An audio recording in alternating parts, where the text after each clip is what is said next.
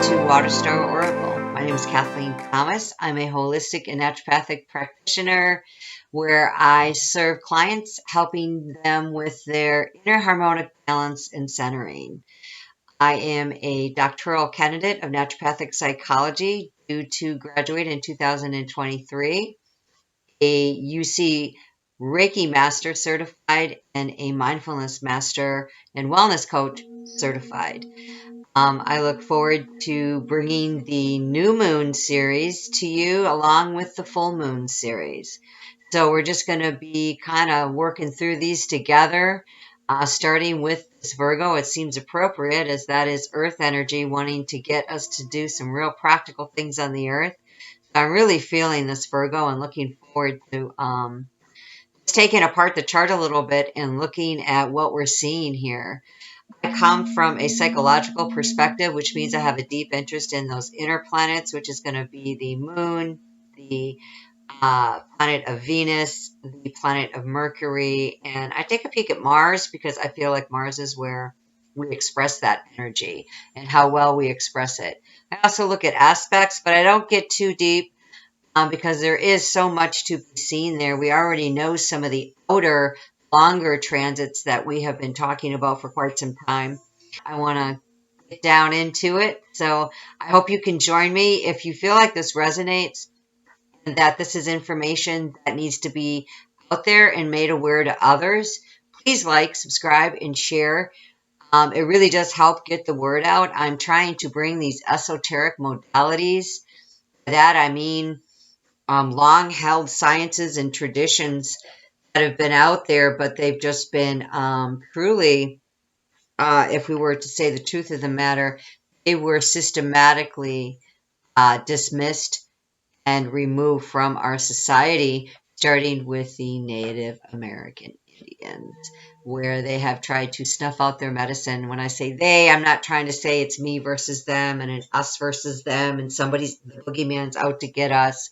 No, no, no. I'm just saying if you were to step back and look at systems within the United States of America alone, which is where I come from and what I'm speaking kind of through that whole earth lens of the United States, that country.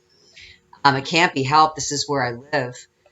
I think that we are seeing some huge and radical shifts of long held beliefs that have been in place, and some of them, much like the belief of how we get better, needs to change. And I'm looking forward to being a part of it. So please share and like and subscribe. And if you are looking to have, the energies read in your personal inner planets of, want to know what's going on with your own planet in the new moon in a more detailed level, I do those readings. So just check me out. At the end, there'll be my website.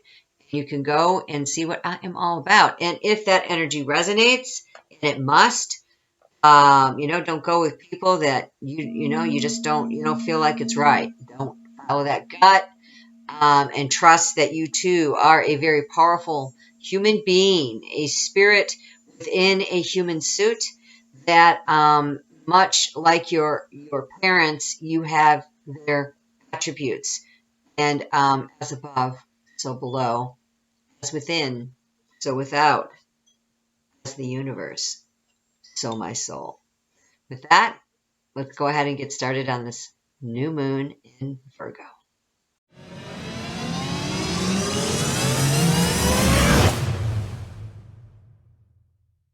Okay, so let's go ahead and take a look at that new moon in the sign of Virgo. So as I said, this is occurring September 6, 2021 at 8:52 p.m. I've got Eastern Standard Time, New York. I am using the Equal House system. And what I'm going to do for us today is just kind of take a look at where this new moon is occurring and where is it in regards to the entire chart. Like where are we at by the time we get to, as you can see, it's in that fifth house. What's going on by the time we get to this fifth house, and what is the fifth house all about? Um, also going to take a look at what does a new moon mean, and the sign, the planets, the house, and then other aspects that it's making to other planets and what those mean. But I am going to pay attention to those personal planets, the inner planets. We're going to take a look as well at as the elements, what's going on in the elements of this chart as a whole, and also the modality, like how is the chart behaving. And then take a peek at that sun and the moon and what it means to be conjunct together, which is what they are both at 14 degrees. Whenever we have a new moon, that is considered a conjunction to the sun and the moon. And being at 14 degrees, it's right smack dab almost in the center. We've got 30 degrees to a house. Sitting at 14, it's quite a mature placement. I do look at degrees and I bring out those Sabian symbols, which we will talk about in a moment. Quite fascinating if you don't know what those are. Start Googling right now if you have a chance. Sabian symbols. You'll be fascinated by that story. Then we're going to look at the owner of the fifth house. Who really lives there while Virgo is visiting? And I think that that's important to take a peek at. This is where we get that interpersonal dynamic stuff going on. The people in your life represent these houses, I think, and other signs in how they operate. And then we're going to look at Mars. Very, very, very important to look at Mars and what I heard there as I was studying this and researching and kind of closing out with that and rounding it out, taking a look at some aspects. There's so much could be said here. And so many have done such great jobs. So just kudos to all the people out there that are getting the word out on these new moons and these full moons. It's exciting to see what's happening. So I have learned from you, and I just want to do a special thank you to all of the creators out there, whatever platform you're using. You're my heroes. You've encouraged me to continue and to pursue what makes my heart come alive, which is creating esoterically through my gifts and just seeing the world truly return to nature, a symbiotic relationship where we are believing Hippocrates, the father of medicine, when he said, natural forces within you are the true healers of disease. And just returning us to that. So thank you, thank you, thank you. I really want to say that. I owe so much to you as I've made my journey through these moons and done some major readjustments in my life over the past 10 years. Super big changes, especially the last 8. But with that being said, I want to read something from you from Heather Roan Robbins' book called Be Your Own Moon Astrologer, Transforming Your Life Using the Moon Signs and Cycles. I do not own this information. Moon phases by day. The cycle begins at the new moon. Roughly every 28 days, a new lunar cycle begins when the moon is dark, invisible to us, but powerful within us. Because it is positioned in front of the sun and shines all the light back towards the sun. Our symbols of consciousness sun and unconsciousness moon, outer structure sun and inner feelings moon, align or conjunct. Our dreams and emotions activate and initiate a new cycle. The farther the moon moves away from the sun in its circle around the earth, the more light we see reflected. Our night sky, symbolic of our inner world, our subconscious realm, becomes illuminated. Use the lunar energy of the waxing moon to begin, initiate, plant, increase growth, gain, attract. The wind is in the sails and we can launch a journey. After the full moon, as the now waning moon circles back towards the sun, it reflects less and the nights grow darker. Instead of instigating new projects, this is a time to integrate, prune, review, complete, amalgamate, sort, come to understand, and teach what we learned. The new moon lasts 0 to 3.5 days after the new moon. It's the sun and moon conjunct in the sky. Around the time of the new moon, it is a time where you check in with your feelings, hunches, and goals. Listening to your nighttime dreams, and daydreaming meanderings for clues about this next cycle. The sun and moon are now in the same sign, sending you the same signals and instructions. Listen and step forward. Initiate a new path. Start a new project. Reach out. Traditionally, this is a time to do a simple moon ritual. Think about what you want to accomplish on a practical, emotional, or spiritual level this month. Write or speak that intention clearly and take action in that direction. It can be as magical as lighting a candle and calling on your guides and angels to help manifest, or an informal, sociable ritual, a chance to sit with your circle of friends to share intentions for the month and toast them with wine. It can be as pragmatic as stating your intention and then doing 3 practical things towards achieving it, such as making a phone call, setting up a file, and locating a resource. Watch the magic build when you do all 3. Meditate, share, and act. Thank you, Heather Roan Robbins. I appreciate your work. So, yeah, that's what we're looking at with the new moon. And so, what we really need to do to unpack this is we need to take a look at the 5th house again and where that moon is sitting, who's with it, and what the energetic footprint is for that. So, what I want to do is talk a minute about where the 5th house occurs in the chart and what's going on once we reach the 5th house. As you see, there are 12 houses to the zodiac, and the 5th house would be below the horizon. Houses 7 through 12 are considered to be above the horizon and that which can be seen.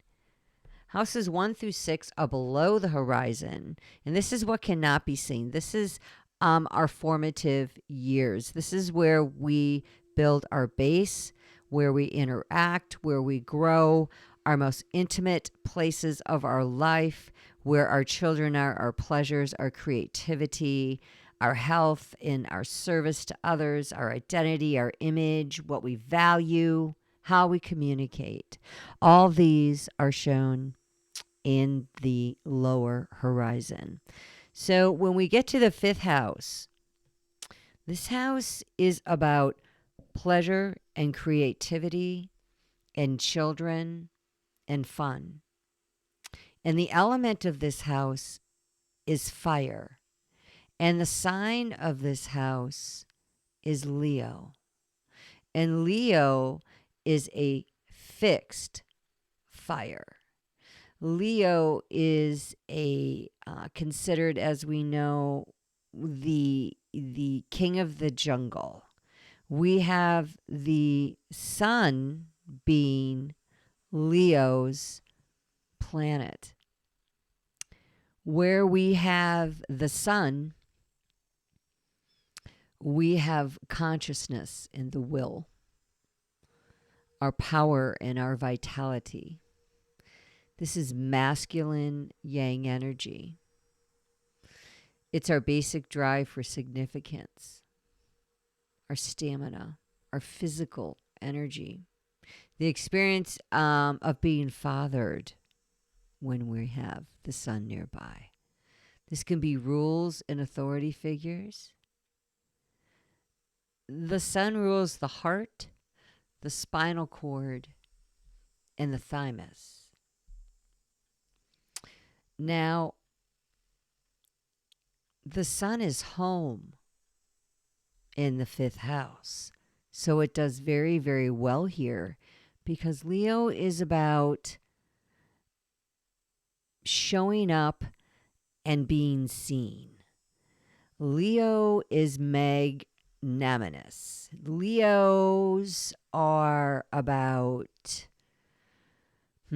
words are creativity and children and pleasures, bed pleasures, other pleasures, um, our children. These are very outward types of energies. So the lion is not always passive. He can roar, and he is a very strong personality. He is the lion, after all, and the sun is his planet. So I think it's really important to take a look at the house that moon is choosing to be in, because that house is going to bring up what we need to look around at as we're sitting in that house.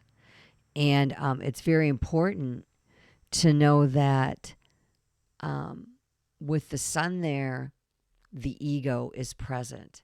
So I just really want you to get a feel. I know that I kind of reiterated some things there, but I really want you to get a feel for how strong the sun does there in that house, and that you have the ability, the sun would say, to make some really, really strong conscious decisions for the betterment of your creative efforts, your children, your personal self, your very identity. Now, when we have the moon there, we then bring the unconscious realm. This is feminine, yin, receptive energy. And the moon is ruled by Cancer, which is the fourth house, which the sun just came out of, as did the moon. So it's sitting 14 degrees, well having made its way into some maturity, which is excellent to see, as the sun is as well. You're in a place where you have your youth, you have your vigor, you have your maturity. You're not a young person, but you've got some maturity behind you, and you can do this. You're well on your way.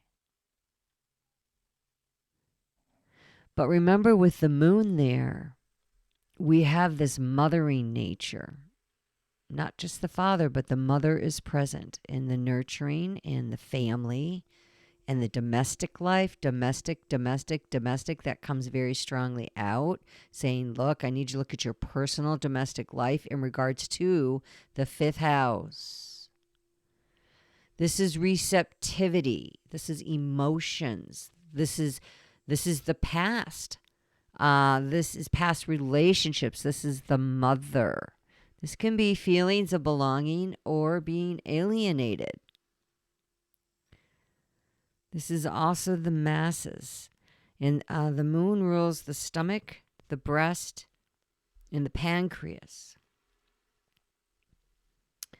So now in comes Virgo into this fifth house. So what does that mean?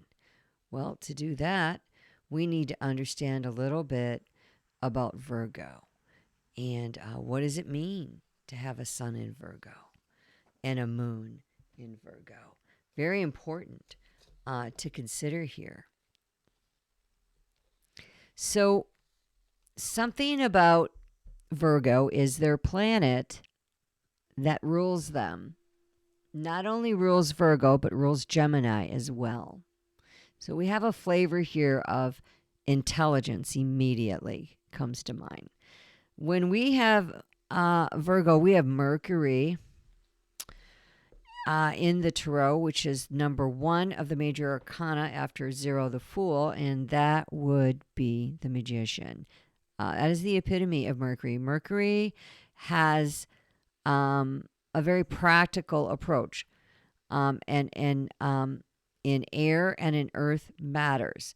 And Mercury does want to be heard, and Mercury does have something to say. And when we have Mercury, we have the rational intellect and reason. And we have this communicating, the messenger. And as I said, intelligence, and writing, and memory, and creating, and associations. symbolism and skills. This is shorter journeys. This is short journeys, not up there in the ninth house where we have this longer journeying. But this is movement. This is fast movement, very fast movement. Mercury moves quickly. So, very important to look at what's Mercury doing in light of this Virgo energy. Where is Virgo's planet? Because if Virgo's coming into the picture, then Virgo needs to be considered with Virgo's Lord. Very, very important.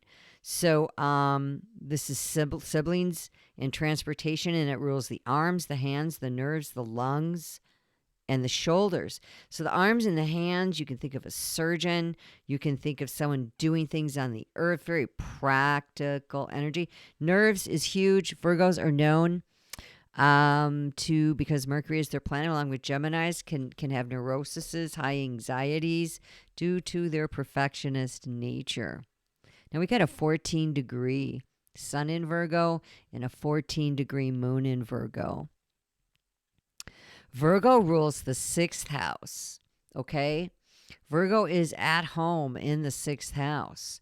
And if you want to know what that's about, Virgo is about, well, just look at what the sixth house represents. And the sixth house is about self-improvement, service to the world, our daily routines, employment, not so much what we do, but just our daily work and routines, and our health and our nutrition. So right away, when Virgo comes into the picture and a sun and a moon is there, you got to blend those energies and say, okay, this is personal.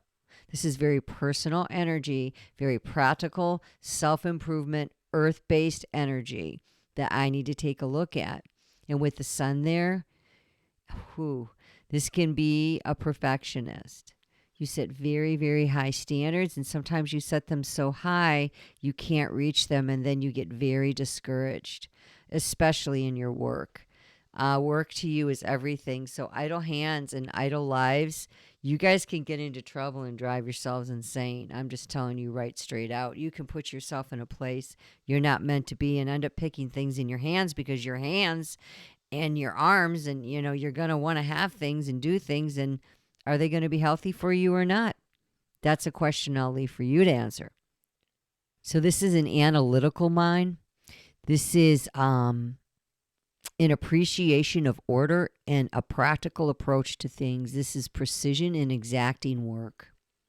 When we have the sun here in this planet, in this house, exceptionally talented when attention to detail. So, this is the fifth house needing some detail here. Let's take a look at your romance. Let's take a look at your bed pleasures and your physical pleasures. Let's take a look at your entertainment. What are you doing with it?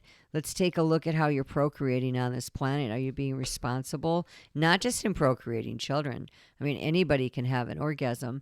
Anybody can do that. That takes 10 seconds, man. Fathering and mothering is a whole nother level. Procreation is more than just spawning a child. Okay, you have recreation. What are you doing with your free time? What's going on, Virgo? And creativity. How are your personal giftings and intelligence coming through to the world in a practical, earthy way so we can see you? Now listen, with the sun here and the sun being home and Leo kind of roaring a little bit here, because, man, we have some other activity we have to talk about there. So another planet heating things up. I want to tell you something. You can be really overcritical and you can point out faults so much. Be careful with that, especially to yourself, because remember, you cannot heal what you reject. Okay? I'm going to read at the end here Goldman's revised Sabian symbol, but I want to get through kind of laying the map out before I get back to that and read the symbols. I kind of want to close with that so you can get a better appreciation for what's going on. So with that, let's go ahead and jump to the moon, and we'll go back to what the aspects are doing in a moment. But let's just quick jump over there to the moon and what's going on with that. So moon is in your fifth house, obviously, and the moon is in Virgo, And when the moon, the soft, wonderful moon in the earth, the water and the earth combine here. You've got to remember where the moon is, Cancer does come into play. That is the way that it is. Now, it's not the main gig, but we've got her influence as this is her ruling planet. We've got some emotional sensitivity going on here. When we've got the moon and Leo, who's very fiery, and has got the sun helping him fire things up, and has got Mars helping him fire things up. This can be you becoming really emotionally sensitive. I mean, like super emotionally sensitive at this time. So romance. Some romance can happen here when the moon jumps on in. It represents women, the female, the feminine, the mother. Imagination comes out, and creative efforts are very instinctive. That's a fire with some instinctive energy. It's a very creative time. And the arts, which is what Leo is all about, acting, drama, the stage. You've heard of drama queen? That's a Leo. Can really play an important role in your life right now. And many of you can have an appreciation of artistic mediums, just really just starting to express yourself in bold ways. And this energy's there for you. It's saying yes, step out, be who you are, step up. It doesn't matter what other people think. If you come from a place and an intent of love, you can do no wrong. My UC Reiki master taught me that, Melissa Crowder. I thank you. I'm very grateful for you, and it has stuck with me forever.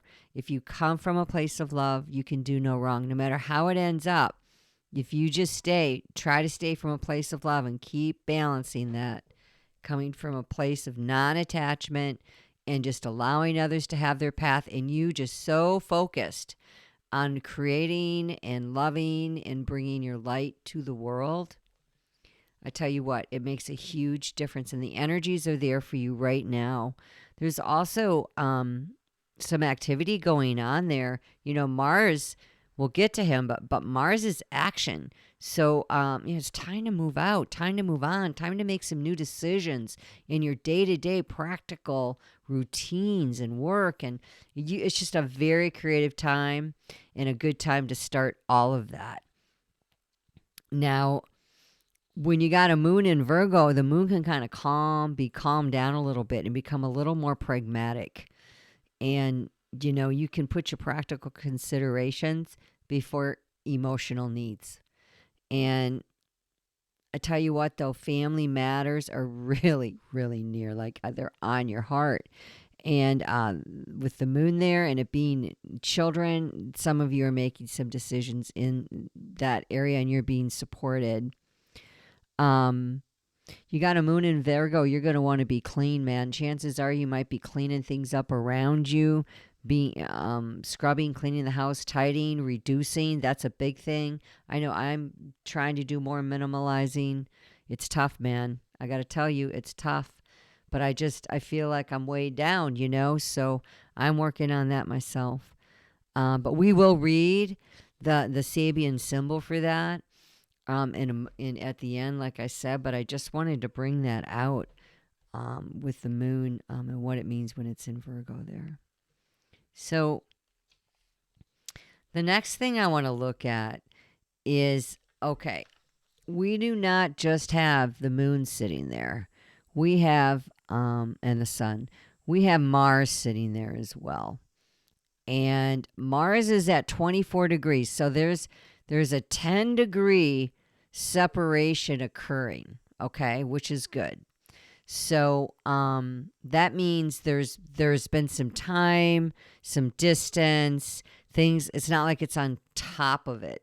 We had Mars and Venus together there for a while. I mean, that is some serious energy. But, it's dissipated, but it's still in the house, and it's 24 degrees, which is, man, we're talking some serious strength right there. I mean, it is able to point the way, so to speak. And what I think is really cool is look how that Mars is pointing towards your Mercury, which is in the sixth house, an inner planet, and it's pointing towards Venus. It is like your mind and your love and the things that you love and the way you think about it. Mars is the bridge to the moon and the sun and the fifth house energy, and how you're going to assimilate from the fifth house into the sixth house and into daily life, and how you're going to get those things together. It couldn't be more clear that Mars is a bridge for you there.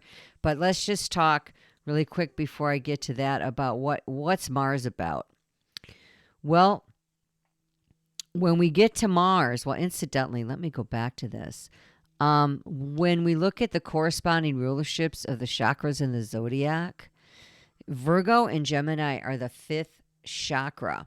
They are Mercury, and it is the throat chakra, and that is speech, which is why I wore the big blue stone, have the big blue stone on around me, and wearing some turquoise, and around my throat just some cooler stones of blue, just really asking for the speech to be balanced and centered, in that which is what's supposed to come out will come out in the manner it's supposed to. So big hint for you is with that blue being represented in speech, this is being highlighted that your communication needs to be now. It's a new moon. We've got some energies of fire there with the sun and Mars. And how that looks, we're going to see in a minute more practically. But it's absolutely calling you to do this and to begin moving out. So when we get to Mars, Mars rules Aries, which is the first house, and it is exalted there.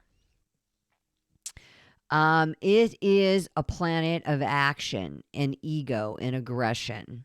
Mars also rules the sexual drive, which is quite interesting. You're in the house of sexual bed pleasures, and that's probably going to be fired up for some of you. Sex is in the air with this new moon, no doubt about it. The physical body is being engaged here.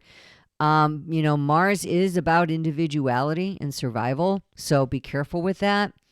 It's yang, passionate energy, masculine, outward energy, courage, competition, sports, war, stamina. It's very independent in its relationships. You see how it's pointing towards that Mercury and Venus? Maybe there's more to that than we really know until we kind of break that down. But it is more of an independent nature, which Aries tends to be, and it rules it. But it also rules Scorpio. And Scorpio and Pluto rule Scorpio, excuse me. And here we see the fixed energy of water, a real concentrative effort of, tenacity that can take place in a fixed way. Thus, the sexual drive that Scorpio gets hit with. When we talk about Scorpio, there's so much more to Scorpio. I think Scorpio really gets a bad rep. I'm a Scorpio ascendant, so my chart ruler is Pluto, so I tend to speak through that vein, and I think that Scorpios have really gotten a bad rep. So I'm married to a Scorpio sun, Scorpio ascendant. I'm a Cancer sun, Scorpio ascendant, so we're all water in our house, and it works because we've got the earth where we need it to be, you see. So one must always look at the whole chart and stop bashing these individual signs for certain things. But anyway, I got off on a tangent. Sorry about that. All right, so Mars. Yeah, this is that male genitalia, red corpuscles, the nose, and the excretory tract. So yeah, man, Mars is no joke, okay? So wherever you have Mars, you're going to have some action lighting up there, okay? So at 24 degrees, I'll read that Sabian symbol too at the end. Very powerful to hear that.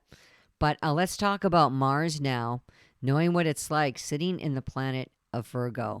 So again, to reiterate, Virgo sun, Virgo moon, Virgo Mars.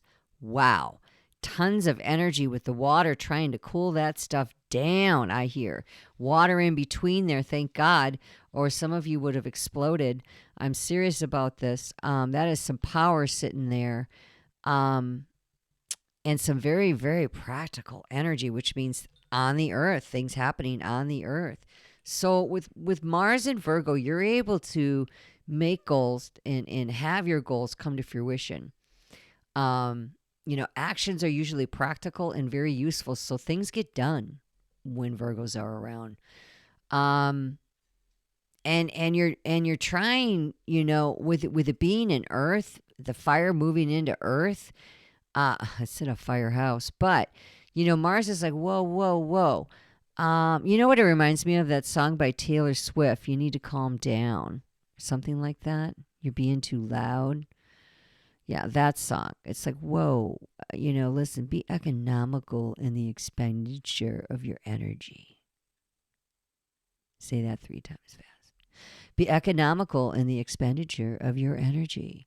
That is what Virgo's saying, and be precise and exacting about it. Because I'm sitting here seriously motivated to do the very best that I can at any task that I do. You stick Mars in Virgo, yay, that is some energy that can get some shit done. Very logical and methodical thinking here. But this is a person with Mars at 24 degrees getting mature, saying, I can get angry and I can get irritable when routines are upset and things don't go my way. So where that OCD can come in here. We see this in charts when we've got these tight planets together with the fiery Mars there, the inner planets with Mars included. And so, you look here in the 5th and 6th house are all the inner planets. So this is really a concentrative effort of the universe saying, please, I really need you to take a peek at this. This is no joke. Remember, this is the house of romance and love and bed pleasures. And with Mars there, oh boy, you can really be a born romantic here and somebody very ardent and passionate and enthusiastic about pursuing the object of your affection.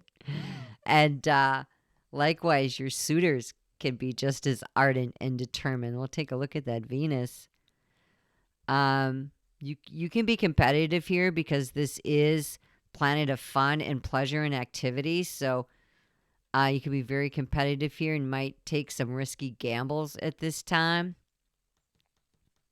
We're going to look at the oppositions and the other aspects that this is making because those planets are making some serious aspects in a moment. But before we do that, what I want to do is jump over there to, as I said, looking at the other personal planets, and that is the 6th house, which is being run, which is Virgo's house, by the way, being visited and run, so to speak, co-run with Libra. Oh my. So we have some air energy now that is working in cooperation or not, we shall see, with Earth energy. Well, Libra's planet herself, and we'll talk about Libra in a moment, but Libra's planet herself is Venus. And Libra rules the 7th house of other people and relationships and partnerships, and where we begin to come out from the lower horizon and we become visible, and where we partner with other people and connect. So when she comes and sits herself into the 6th house, well, she's a little bit concerned about the things in the 6th house and wants to add some light and beauty and some creative measure, which Venus brings, to the situation.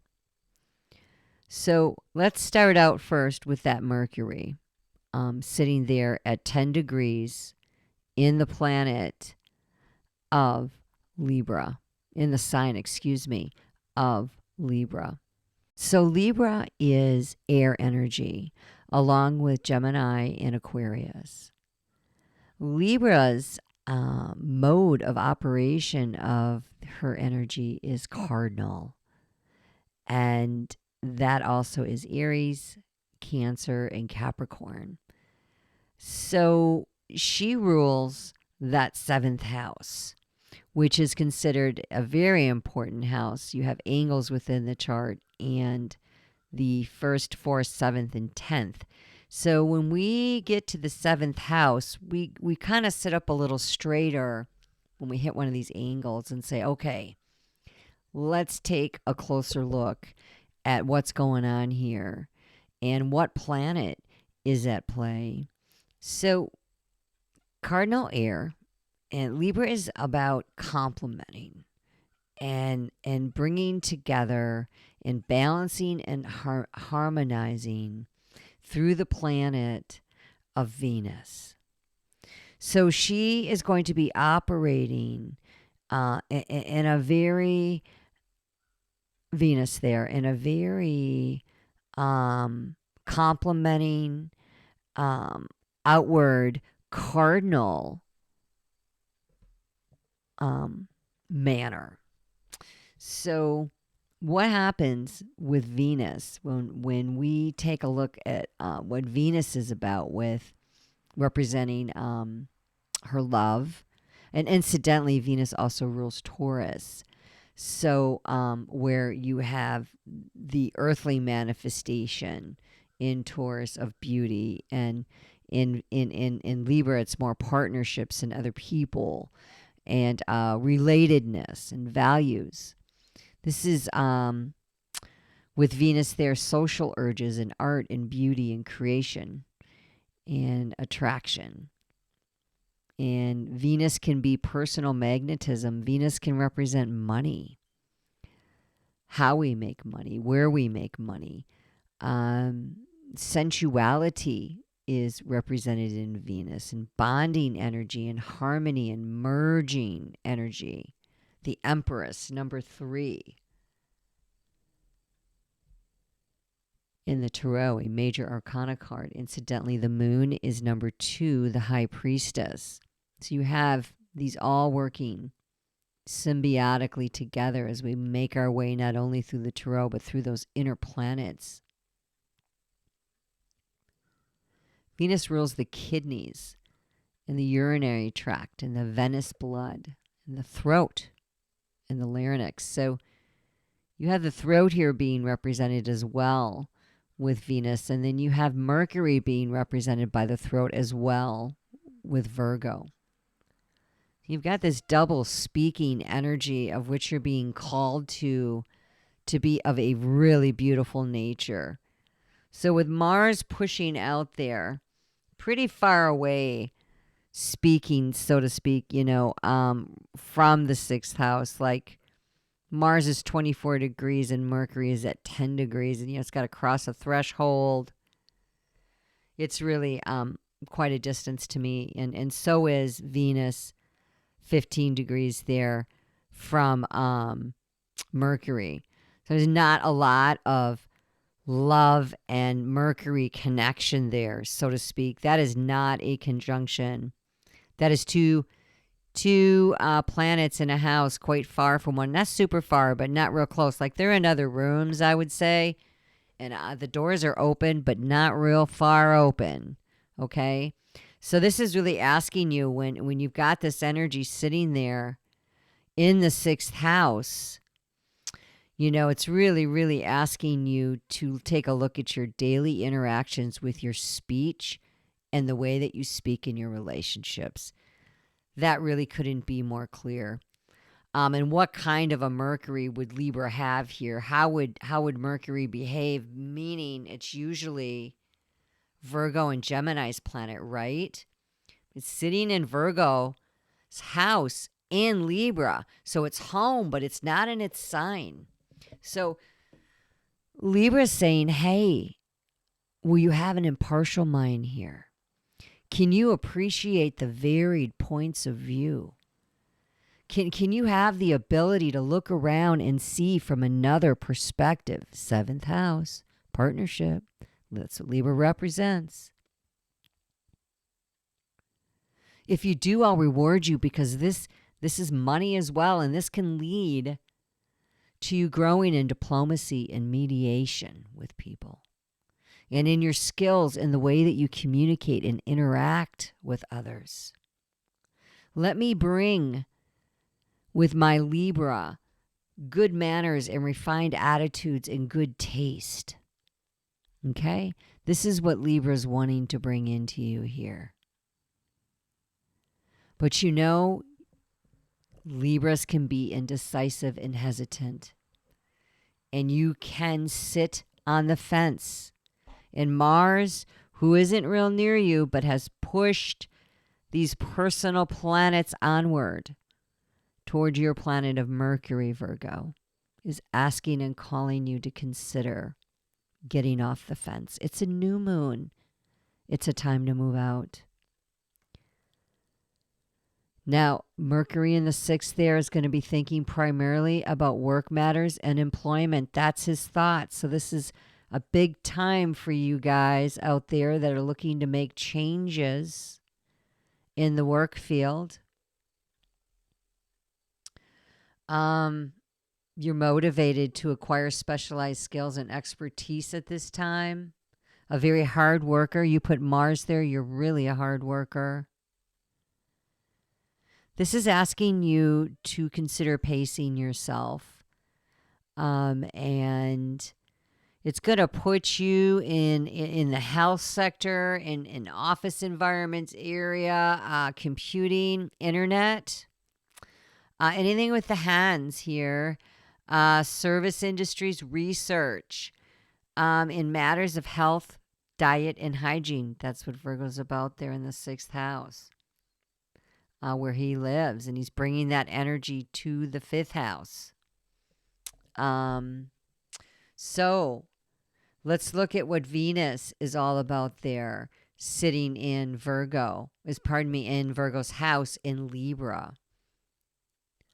So, like I said, Venus loves being in Libra, but she's not home. She's in the 6th house. And so to feel whole, she's going to need to be part of a personal union. And Libra wants harmony and equality first and foremost in intimate relationships. And she has a love of beauty and an intellectual stimulation here is being looked for. You know, Venus and Mercury are, it's that being attracted to someone who's really intelligent. Man, there's a word for that, and I can't remember what it is. It's like sexosapien or something like that, when you're attracted to someone intellectually. That's kind of what's going on here, where, man, you see someone and the way that their mind operates, you're like, damn, that is sexy. You know what I'm saying? There's just that attraction there going on when these two planets come together. Your attraction can be, with it being in Libra, in a very warm and welcoming way. You can be a very obliging person having these two planets together in Libra. But I tell you what, be careful, because it can be, with Mercury there, it can be too sharp and over analytical, and it can cause some problems in your love life, in your relationships. But you're definitely going to have artistic things on your mind with Mercury being there and Venus. And you're going to want harmony in your work environment big time. This is another thing that Libra is speaking there in being in Venus. Super important. Positive relationships with people you work with. You might maybe be making some changes there. All right, so I just want to cover for a few moments some aspects. Again, we're not going to go over all of them. But there are some aspects that I'd really like to point out to you that are rather important in this particular star map. So in astrology, there are many aspects that you can have, and this is not a course on those. If you want a course on those, just want to encourage you, go ahead and jump on the internet and just look for major aspects in the natal chart, or in the natal wheel, or in the wheel itself, whatever chart you're looking at. Doesn't matter. But you want to see conjunctions, trines, the oppositions, and the squares. Those are, there are other ones that are important as well, but those are the four that I really look at when I'm looking at a chart. So the conjunctions is when two planets, and it can either be harmonious or not, depending on the planets and depending on what else is going on. Remember, not everybody gets along with everybody, and not all energies mix well. It doesn't mean that it's negative. It means, hey, you have your interests and they don't interest me. I have my interests and they don't interest you. So why do we keep trying to butt heads and force each other into each other's worlds? That doesn't work. The aspects know that there's certain times for certain things to happen and certain ways to be. Just like in life, just like in the tarot deck, the 78 card deck that's a personality wheel and takes you through all manners of relating with other people in life in this heavy 3D earth that we are placed upon. But the conjunctions are considered zero apart, meaning they're right next to each other. So when you're looking at the chart and you see these planets next to each other, see how far away they are. But remember, the moon and the sun are conjunct tight. They're the same degree. So this is why there's so much power there and so much impotence for change in these moons. The trine is 120 degrees. So it's where energy flows harmoniously, effortlessly, so to speak. It's energy you can take for granted. But it's energy that, kind of like you ever hear the words, he's a natural. That's what this is about. You know, just this natural energy flow. You're naturally this way. It's not difficult for you. And that's how you flow. And then the oppositions are 180 degrees. So obviously one side of the chart's here, the other side's over there. The chart's 360 degrees, 12 houses, which 30 degrees apiece. So this can be a stressful kind of conflicting energy, but I've seen opposites work out quite well, especially when needing to set boundaries in relationships. So look to your opposites. This is just my research and work so far that I've done. But truly, opposites can tell you a lot of what's going on in your relationships and in your personal inner world. And then the squares are 90 degrees. And these are energies that you've really got to take a look at. Step back, see a top-down mindfulness mentality, get away from the problem through meditative works. Take the penny, the problem, and slowly move it away from your sight, because when you're only staring at the problem, all you see is the problem. And you forget about all the other things. For instance, people will do this in relationships. They're up and they're down. It's that song by Katy Perry, man. No lie.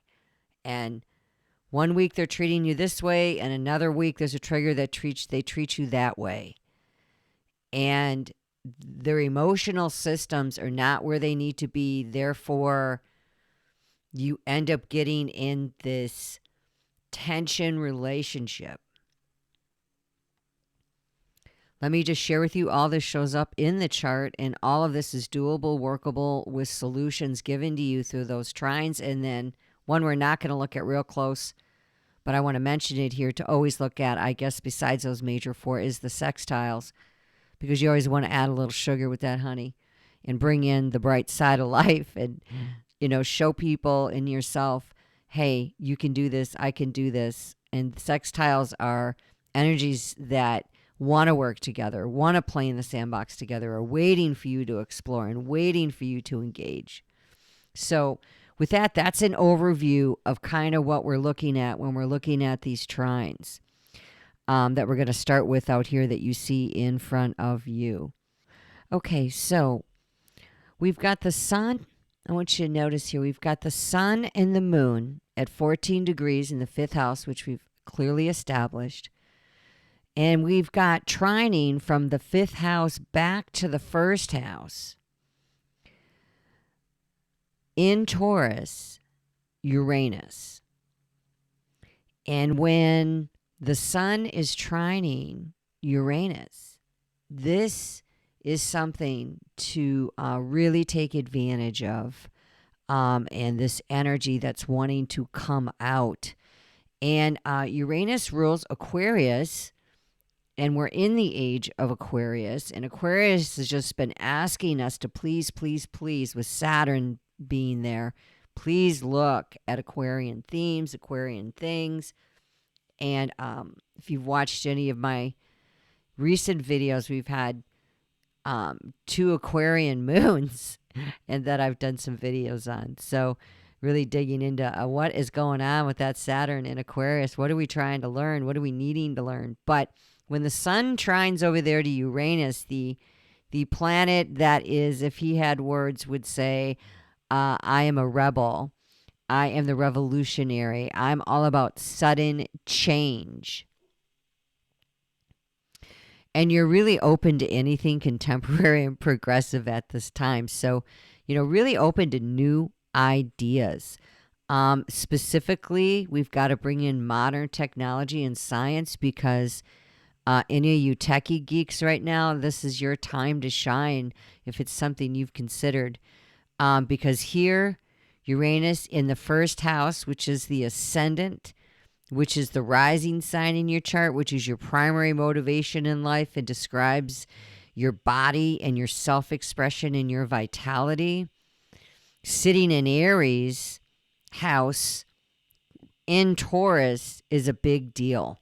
With an Aries ascendant, you've got a lot of fire there firing you up for that change in Uranus. So it's asking you with this really sharp intuition that's coming in as well with this placement to really look at things on a bigger level and the next level, and to really be open to reforming and changing and carrying out your innovations.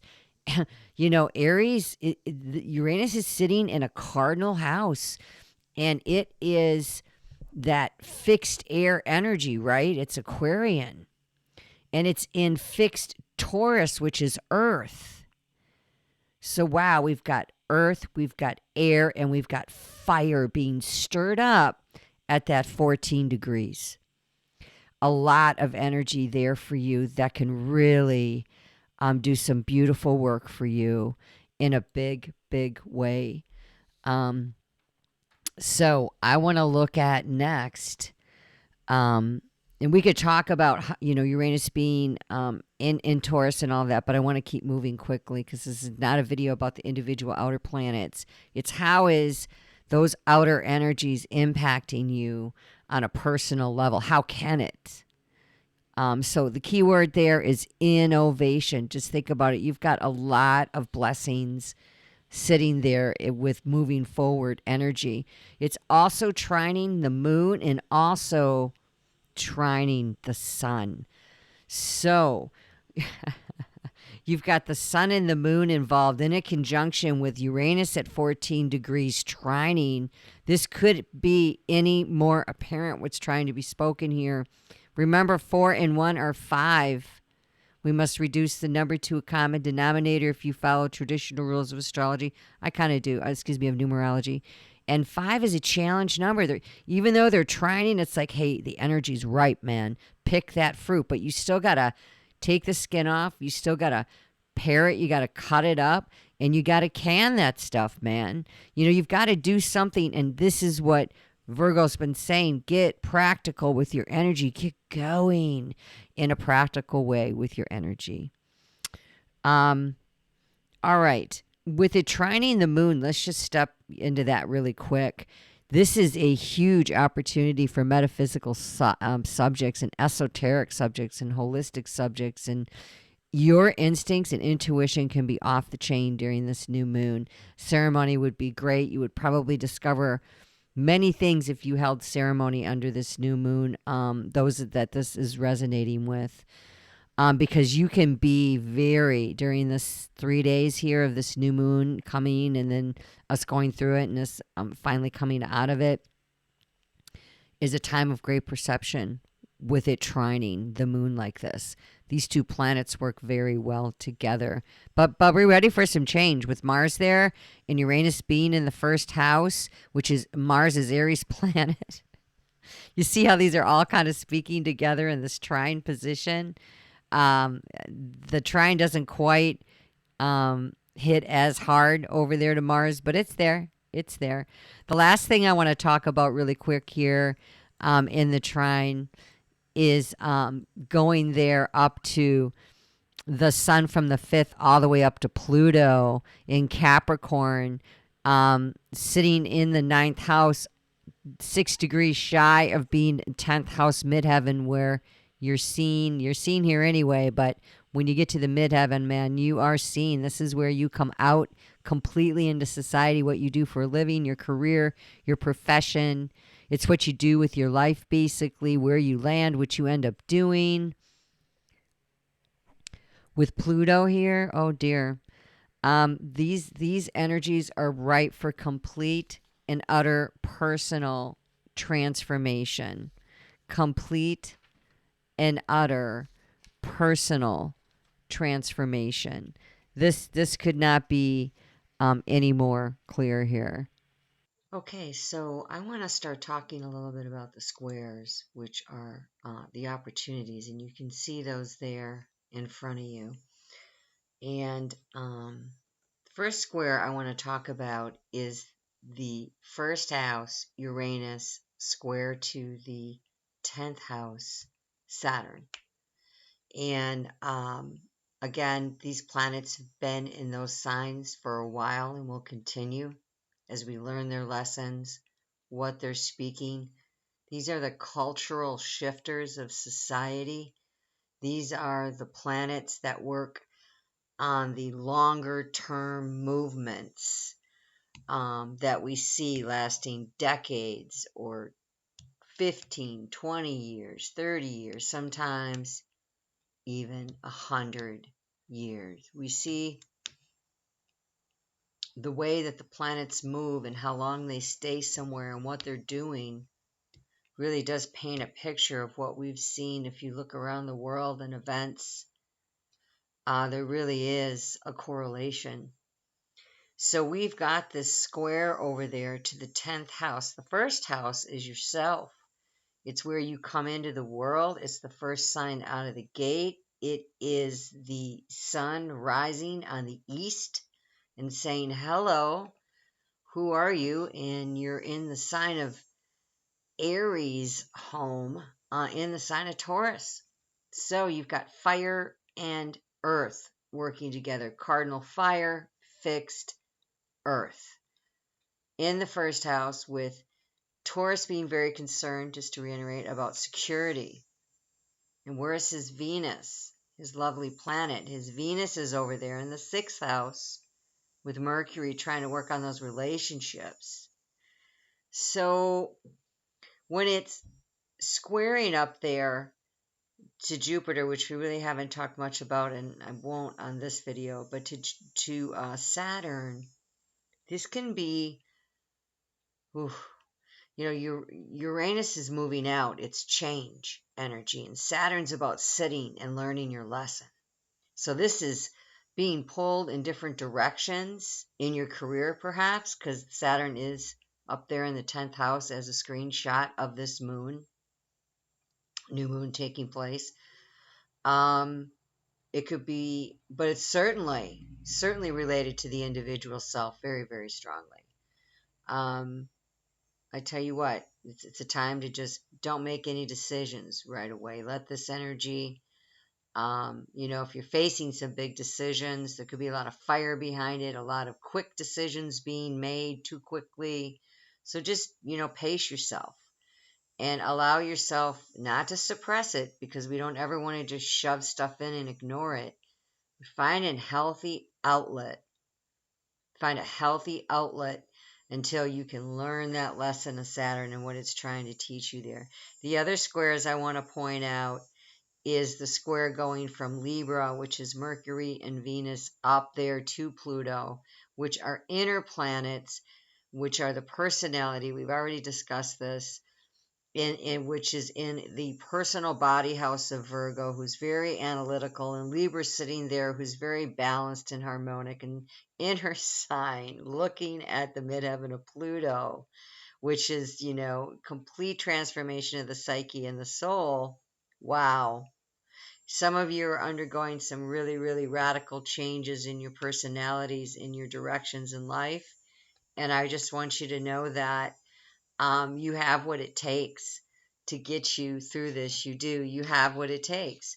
Um, you chose to come here for such a time as this. That's no joke. I believe right now that's what I believe. I guess that could change if I'm shown some other way to view something. But for right now, I'm under the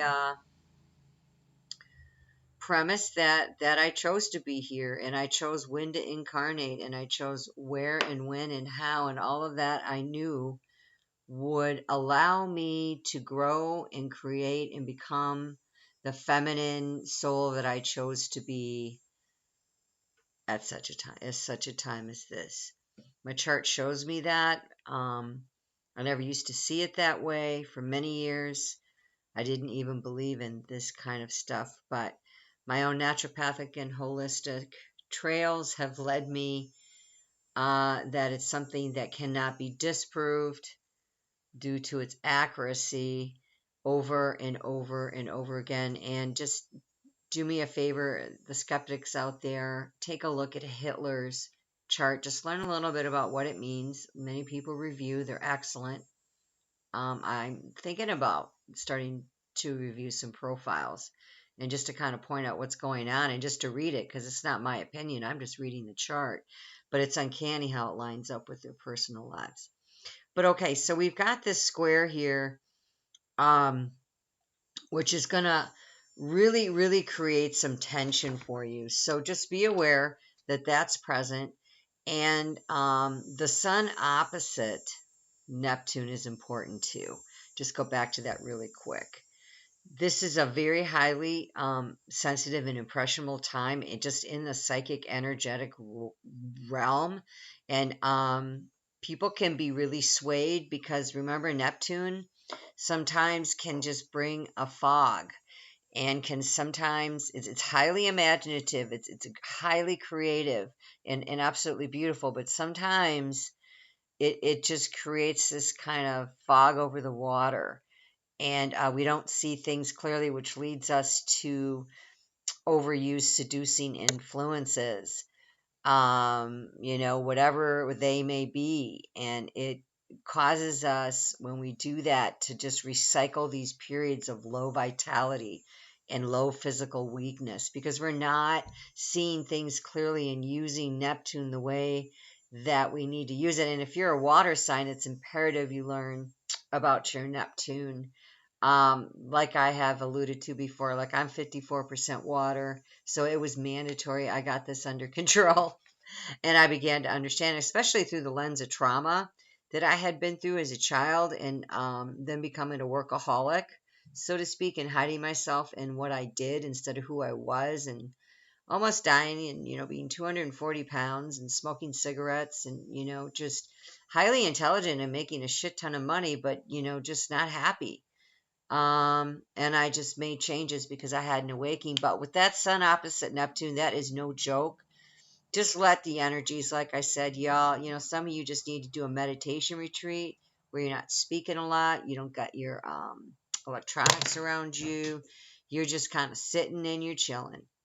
That's my advice as you bring in your intentions, and let it not be a lot. Let it just be, one thing you're really wanting to intend upon regarding what this chart has been telling us. So, like, maybe it's okay, I'm really going to start to drink 6 to 8 glasses of water a day. I'm going to get better at this. Remember, inch by inch is a cinch and yard by yard is hard. You want to do things slowly because it's very difficult to make quick changes. That's not the way that our nature works. It's not our personality. It's not how we're wired. So if you just make small changes, these small changes that you do with great consistency, you know, where Saturn is right now is where you're needing to learn that. And it looks like the world is needing to look at what are you doing for a living? How are you doing your living? What's happening with your living? And how is that connected with your very self? And what's going on inside of you and these great changes that are wanting to be birthed and come forth. But remember, people just don't land on the mountain, okay? You don't just land there. It takes time to climb it, and many campouts on those ledges when you're alone, And maybe you're like, why did I even do this? And you're wet and you don't got any dry socks, but the sun comes out the next day and everything encourages you to continue. And that's what life is really like. So these are just opportunities, and you have so many blessings with the trines in this chart that there's no way you can go wrong.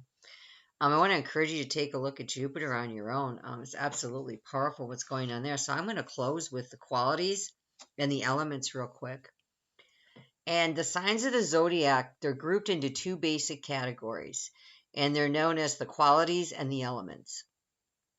And the qualities describe the fundamental modes of our activity, and the elements describe our temperament. So there's three qualities, and they're cardinal, fixed, and mutable, and four elements, and they're fire, air, earth, and water. Your horoscope has varying degrees of each quality and element. So this comes from the natal chart report you would get from me. I'm reading directly off of the report for this star map. And, the certain ways that I'm reading it, I change the behavior, the way the chart reads, and I can get really to a psychological level. And so we're going to be looking at what's going on in our personality and the world's energy, and, how are these energetic qualities and elements impacting how we assert ourselves and live. So they come in the form of percentages. So obviously, the higher the percentage, the more focus, right? So they'll be more powerful, and the lower ones will be less powerful. So it kind of really gives you a snapshot. So the qualities are as such. This chart is 50% cardinal.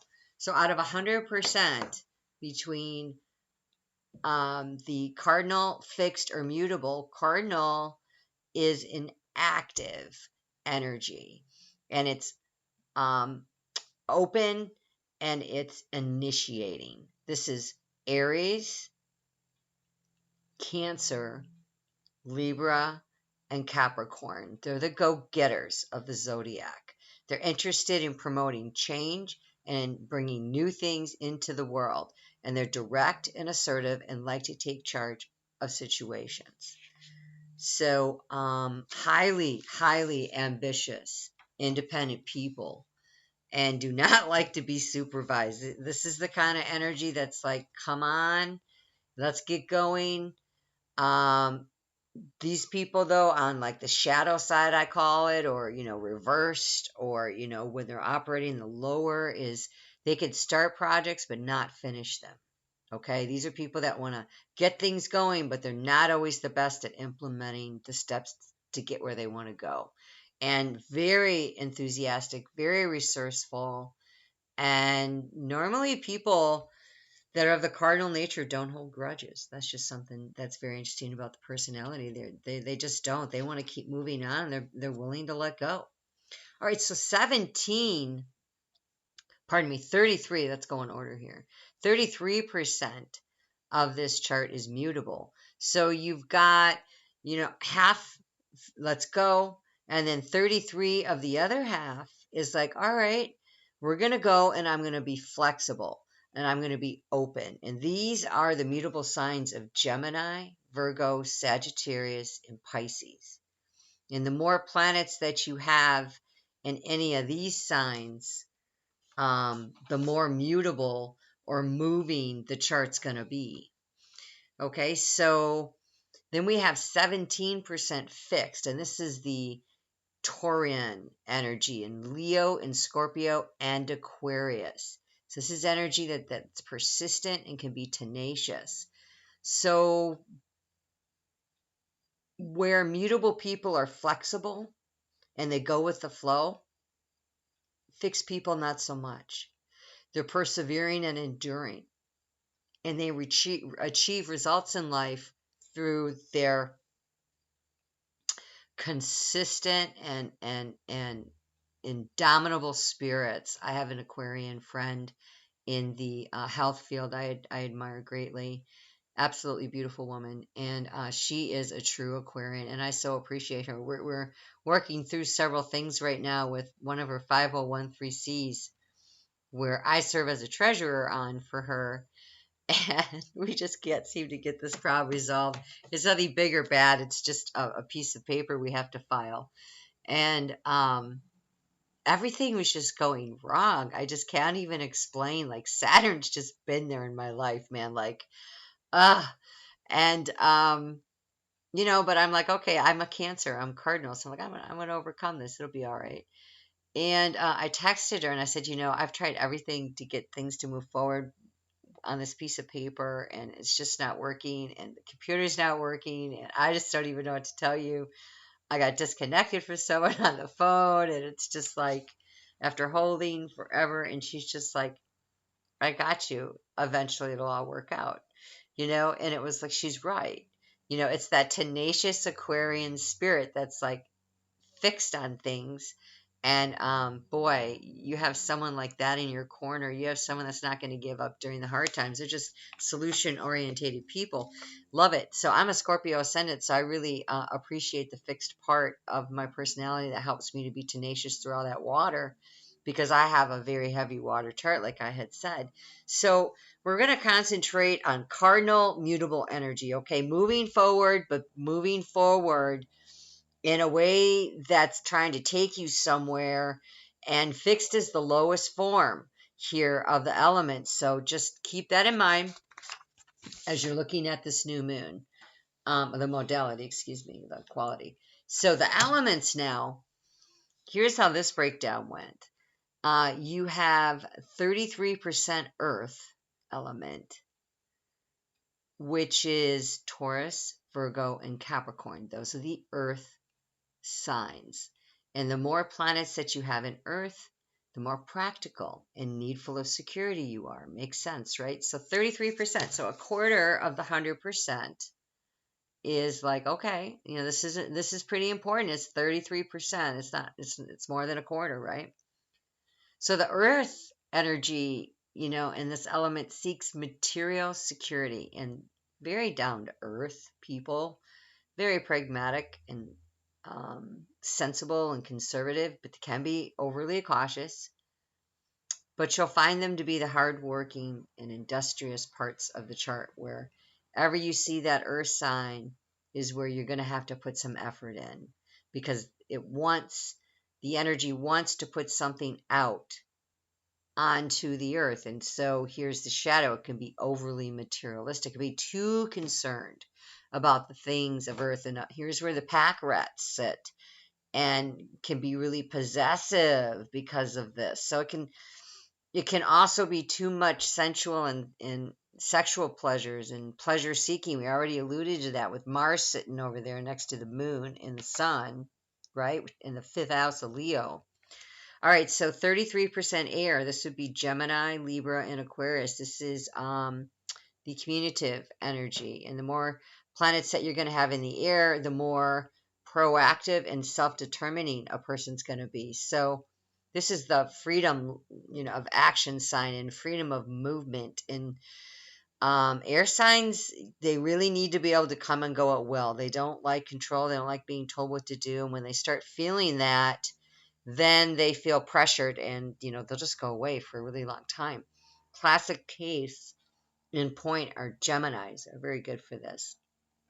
So mentally alert, excuse me, and intellectually stimulating people. But the shadow here, fickle, inattentive, and can be swayed by other people's opinions, just not holding enough to their own. The next element is 22% fire, and this is Aries, Leo, and Sagittarius. So 33% earth and 33% air. We've got 66% representation, more than half of the chart in earth and air. So speaking your truth on the earth.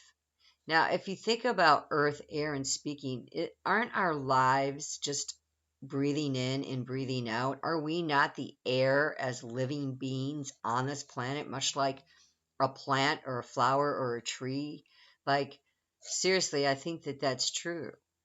So let us heed the elemental call here for this new moon, and let us take a look at what Mother Nature is trying to say.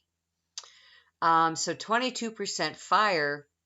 That's almost a quarter, and that is the proactive and self-determining part, where you're like, I'm going to go forward, and you roar. And this is action and power, okay? Aries and Leo is no joke. You put Sagittarius in there, and you can have a real crusader for truth.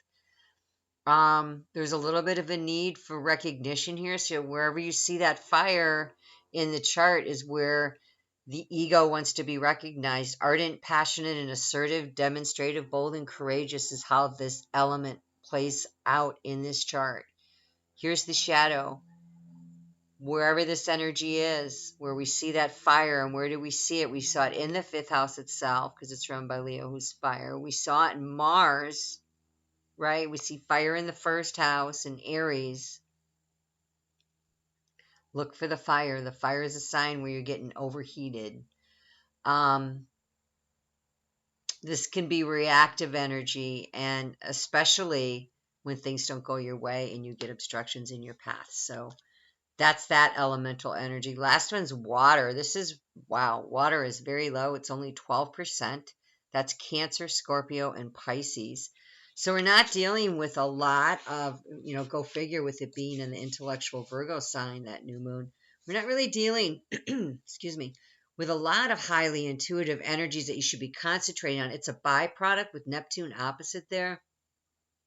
It's going to happen with Uranus hitting Saturn like that, and trining over to the sun, like Neptune opposite and Uranus trining the sun. That's a big deal in the moon. That is a big deal. So there's no doubt you can go into your ceremony and go into, how you do these moons, and that's going to be there. But it is the lowest, and 12% is, a little over 10%, which isn't very much, right? So this is emotional security too when you're dealing with water. And it's saying, look, make your own security. There's not a lot of low emotional security here, because you're being led in these other areas on the earth and air, and you're speaking your truth, and you're doing it in love and light, right? Your intention is one of love, and it's all working out for you if you follow the wisdom of the science of astrology. It's all there. It's all there for us. Um, uh, really quickly, water is where you're going to have that sensitive, deep, and compassionate energy and imagination and intuitiveness. And inner lives are very, very, very active in the water signs. And this is the spiritual side, where you'll be inclined to reach up and out to that which is above, and very psychic energy, being able to tune into others. Here's the shadow. This can be hypersensitive, emotionally needy, highly impressionable, not really knowing, because so watery form it's moving, what shape its own shape is. So we need earth. We need earth very, very much. Um, with that, I'm going to go into the Sabian symbols for you, and just share only the moon and the sun, because there's many, many symbols. But I want to talk for a minute about how Sabian symbols came to be, and its origination. Okay, so it's to be noted here that there are many different branches and types of interpretation of the original Sabian symbols. But this is from SabianSymbols.com. I'm reading verbatim here because I think that um, the way that this was written shows that the author's taken into consideration all of the volumes that's been written prior to the more recent versions.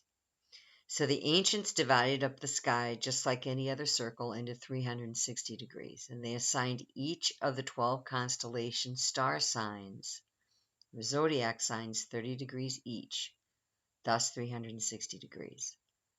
The Sabian symbols are a set of the 360-degree phrases of words that correspond with each of the 360 degrees of the wheel of the zodiac,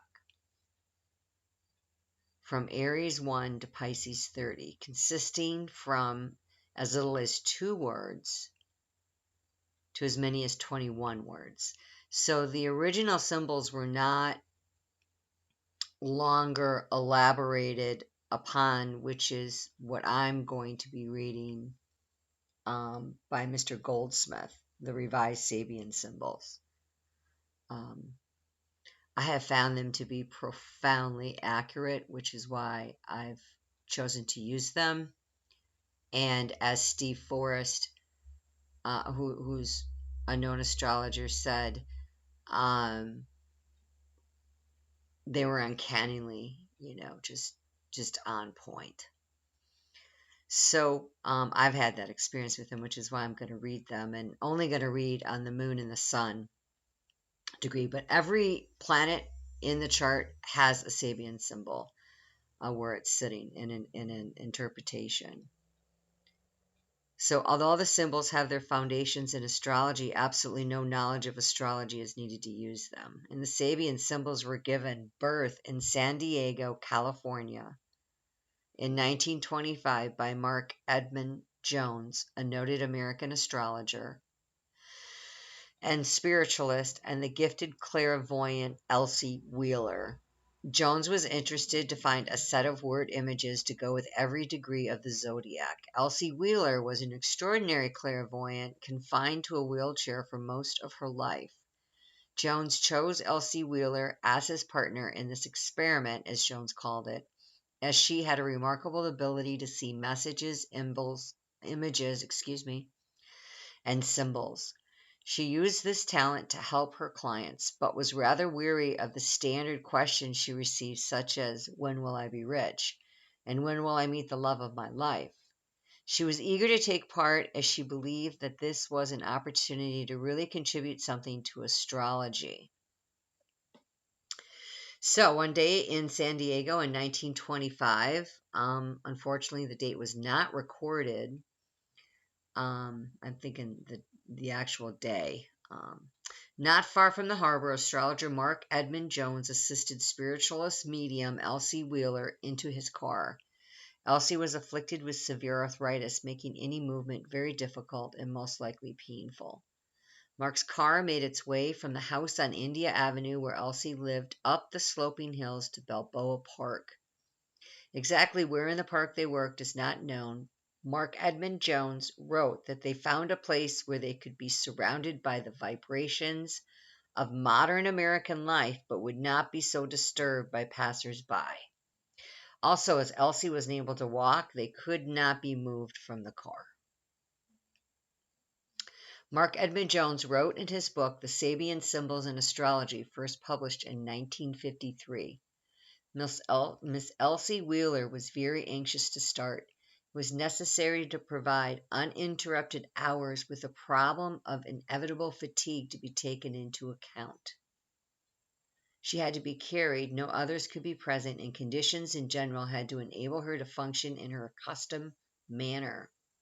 Balboa Park in San Diego offered a spot where a driveway was a matter of a very few yards from one of the city's busiest traffic intersections, fortuitously meeting the necessity that work of this sort be done in the turmoil of some metropolitan center or other unusually dense aggregation of people active in the business of being. I found that fascinating. There was a screen of trees and bushes, and during the day no one would show any interest in a car parked here for a few hours. So it goes on, but that is basically the background to how we got these symbols. So the edition that we're going to be reading from is Goldsmith's Revised Sabian Symbol, which I mentioned before, and this is the second edition to his first work, and I'll let you research him for yourself if you want to, but I did want to just bring that out, that little bit of background. So what I'm going to be reading next now is actually the Goldsmith's Revised Sabian Symbol for Virgo at the Virgo Sun at 14 degrees, and it's a little more than 14 degrees. It's at 14 degrees 38 minutes. So he takes into consideration and he moves the degree forward to 15 and rounds it up, which is really important to remember when you're looking at Goldsmith's Revised. Here's what he says. A high school exchange student screens a film he has shot which comments on the moronic behavior of his classmates in pseudo-anthropological language, operating at a higher level of awareness than one's peers. Hip perspectives accompanied by an amused or anguished scorn for uptight, inbred scenes, thinking out of the box, cultural observers who study the surrounding culture from a detached scientific perspective, rather like an alien studying earthlings, superficially adapt to society in order to fit in, but aren't inwardly socialized, hijacking people's consciousness and taking them on an eye-opening trip, open people up to the possibility of the magical and the marvelous. Viewing society from a radically different angle, chaotic kaleidoscope visions versus figuring out another culture's logic, bridging cultural gaps, finding a few friends one can really communicate with, learning tolerance, examining one's environment, zooming in.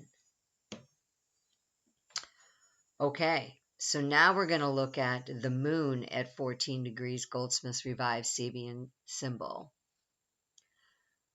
It is the same.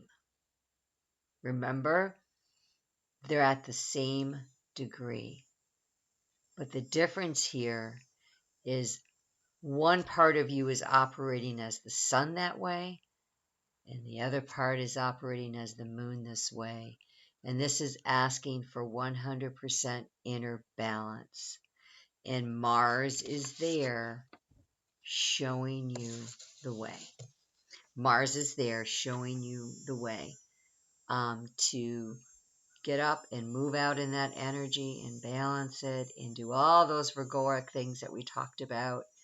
And I just thank you so much for joining me and for taking your time to listen to this. I hope that it has encouraged you, and I hope that it's giving you a deeper insight. I appreciate you liking and sharing and getting the word out as we bring holistic medicine, holistic manners of living and ways of being with nature to then heal ourselves inwardly by connecting to all that is, all that was, all that will ever be. And we get to be a part of that wonderful piece of creation that we create ourselves and with others. So namaste, dear ones. I wish you well. And just look for the slides coming up for what you can do to help you medicinally with this new moon, if any of this resonated with you and you're needing this type of medicine. Namaste.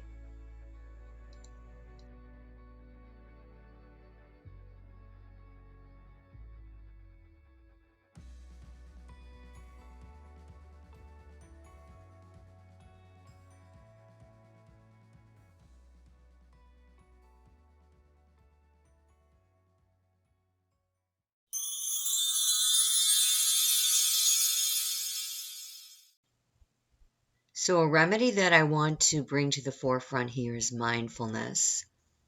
And just how does mindfulness work? And there's a lot to be said about that, but something that I want to focus in on that's a really, really beneficial mindfulness tip is breath work. And the key is to practice this daily. And what I find happens is I share the breathwork technique with people. You know, you can go online, you can get a book. There's so much of this out there right now, thank goodness. But it's really important that you understand that this really does work. It really does. So, in keeping in step with this Virgo new moon and being such practical energy, the breath work is going to sustain you through the ups and downs of what we are facing collectively and individually within our own charts, and how we're navigating this incredible time. But I just want to share that sage is something that, if you've not introduced yourself to this herb, I would highly recommend doing this, as it is known to clear negative energy out of a room, and it's known to set our energetic aura to a balanced state. And so I'm sensing, because the new moon reading was so strong on relationships with the fifth and the sixth house, and Libra representing the seventh house, which was the sign in the sixth house, all the inner planets there in the fifth and sixth house. We really do need to clear our spaces, and I heard this very clearly. Just share with them to clear their spaces. So I do this regularly, especially after I've had company or interactions with other people. And I'm not walking around paranoid, it's not like that.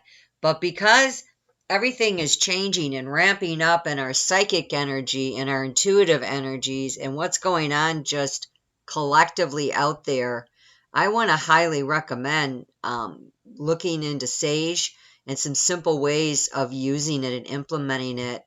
I grow my own, but I also purchase through Amazon when the season doesn't allow me to grow my own. But gardening and being a part of growing your herbs for protection and medicinal use can be a very symbiotic way to just really reconnect you to earth, which is what this Virgo new moon is about. And so just returning to gardening, and I know that we're not moving into that season, but this is something to consider and something to think about and to plan for as we go into winter and prepare for spring to come next year. It's something that maybe you can be working on, but saging, like I said, is highly valuable for clearing your energetic area. The other thing I want to bring in here is frankincense. I burn frankincense through my diffuser very often. I always have something going in an essential oil nature, either by inhalation, um, through my diffuser, or having it around me on my body. Um, Essential oils are key to keeping you in a place of balance and harmonic centering. So, frankincense, I highly recommend during a lot of the transitional changes and needing to just keep our energy ours and our space ours. It has a really antiseptic-y, almost medicinal strong smell like sage to me, meaning it's really trying to get itself noticed in the air, and it is a very bold fragrance. And how bad can it be? It was a gift they brought to baby Jesus, so there's that to consider as well. So some of the tips I have so far are the mindfulness breath work, at least 70 seconds a day, 3 times a day. It will transform your life. And sage, bringing that type of sage that you enjoy, that you like. There's different types out there, but really making it personal, possibly growing it and getting intimately involved in these herbs a little bit more. And the third thing that I recommend is essential oils, and that would be the frankincense and also lavender, because lavender is going to just calm everything down, which, when we have all the inner planets just, and they're always relatively close speaking, they're never that far away from each other because of their orbits. But when we have them the way that we have them configured in this Virgo new moon, we really want to consider that. So the last thing I want to talk about is getting a quartz crystal, a clear white quartz crystal, and charging it under these new moons and full moons, and then carrying it with you as an intention piece, almost a talisman, so to speak, with whatever it is that you're trying to address on this new moon. And remember, if you go back, I talked about it being just one thing. We have to do bite-sized pieces here. So let's say it is quitting smoking. I would take that crystal, I would put it under the full moon, cleanse it, put it under the full moon, and I would say, my intention is that I'm going to release nicotine from my life. and then carry that intention around with you. Speak that intention over your body. As you're doing mindfulness work as you go to bed, that's a whole nother conversation. But the way you put yourself to sleep, have that crystal near you and tell yourself you're a non-smoker. All these little things that you do when you're connecting with the gifts and the tools that we've been given for healing, combine them together and you use them. They can become a very powerful source of wellness, sustainability, and inner balance and harmony. So those are just some tips that I wanted to bring out to you.